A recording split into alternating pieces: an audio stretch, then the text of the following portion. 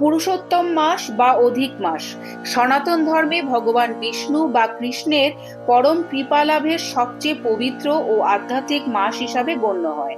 প্রায় প্রতি 3 বছরে একবার আসা এই মাসে ভক্তি, জপ, দান, উপবাস এবং ভাগবত পাঠের ফল সাধারণ সময়ের চেয়ে 1000 গুণ বেশি হয় বলে মনে করা হয়। এই মাসে বিষ্ণুর আরাধনা করলে পাপক্ষয় হয় এবং আত্মিক উন্নতি সাধিত হয়।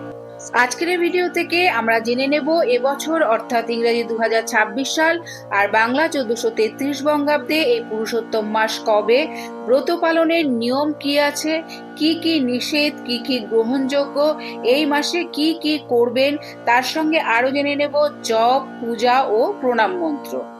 পঞ্জিকা অনুসারে সমস্ত পূজা পাঠের আপডেট পেতে মিঠুর মণিকথা চ্যানেলটিকে সাবস্ক্রাইব করে পাশে থাকা বেল আইকনটি প্রেস করার অনুরোধ রইল, যাতে সমস্ত ভিডিওর নোটিফিকেশন সহজেই আপনাদের কাছে পৌঁছে যায়। চলুন শুরু করা যাক আজকের এই ভিডিও।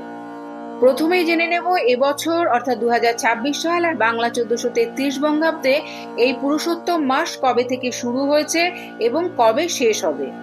এবছর অর্থাৎ 2026 সাল আর বাংলা 1433 বঙ্গাব্দে পুরুষোত্তম মাস শুরু হয়েছে ইংরেজি 17ই মে এবং শেষ হবে 15ই জুন।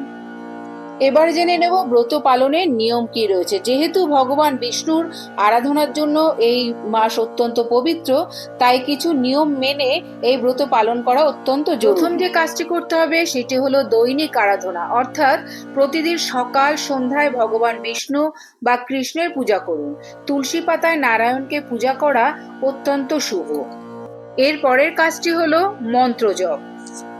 এই পুরুষোত্তম মাসে প্রতিদিন পুজো করার সময় অবশ্যই এই মন্ত্রটি জপ করুন।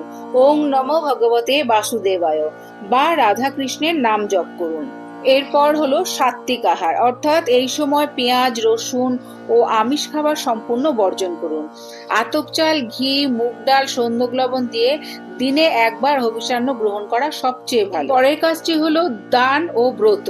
এই মাসে দীপদান, বস্ত্রদান বা অন্নদান করলে বিশেষ ফল পাওয়া যায়।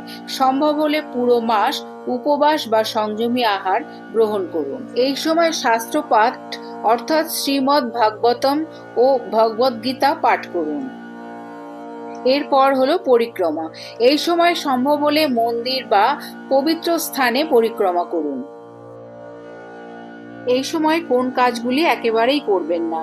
বিবাহ, গৃহপ্রবেশ, অন্নপ্রাশন বা নতুন কোনো শুভ কাজ বা বড় বিনিয়োগ এই মাসে করা হয় না। এই সময় মাছ, মাংস, ডিম, মধু, বেগুন, মূলা, গাজর ও ডাঁটা জাতীয় খাবার এই সময় যে কাজগুলি করবেন। দীপদানের গুরুত্ব। রোজ সন্ধ্যায় তুলসী তলায় বা মন্দিরে ঘিয়ের প্রদীপ জ্বালানো অত্যন্ত ফলদায়ক। ভূমি শয়ন, অর্থাৎ এই মাসে বিছানায় না শুয়ে মেঝেতে শোয়া বিশেষ ব্রত পালনের অংশ। আজকের এই ভিডিওটি আপাতত এই পর্যন্তই। দেখা হচ্ছে অন্য কোনো ভিডিওতে, অন্য কোনো পর্বে। ততদিন সবাই খুব ভালো থাকবেন, সুস্থ থাকবেন।